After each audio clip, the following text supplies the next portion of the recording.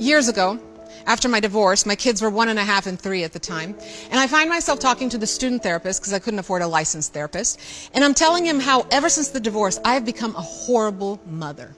I used to be a pretty good mom, I think, but now I've completely deteriorated, and my kids deserve better.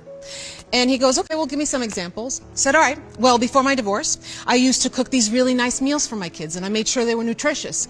And now, a lot of days, I'll just make mac and cheese out of a box, and that's it, not even a side dish. And before my divorce, I used to take my kids places. We were always out on adventures, and I'd take them to parks and museums. And now, most days, I just stick them in front of the TV, sometimes for hours, while I go hide and cry. And so many of their friends have these beautiful rooms, and my kids, because I can't afford an apartment just for us, share a room with me. And I went on and on with these examples, and once I was done, I'll never forget, the therapist sort of scooted his chair closer to me, and he looked at me and he said, wow, you're an amazing mom. Without a hint of sarcasm, he said, you are going through the hardest thing you've ever gone through.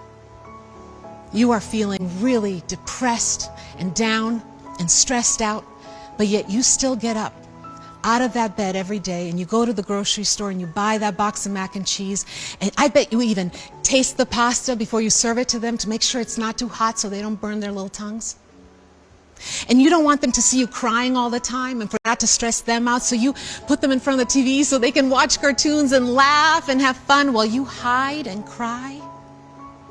And Christina, how many kids would love to have a sleepover with their mom every single night?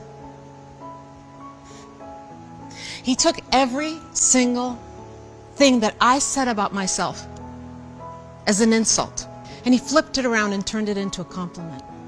He showed me that I wasn't actually an awful mom. My perception of me was awful. See, whenever I felt like a terrible person or a terrible parent, it was usually not because I'm actually terrible, but because I was telling myself a bad story about me. The stories we tell ourselves are powerful, so be careful what story you're telling yourself.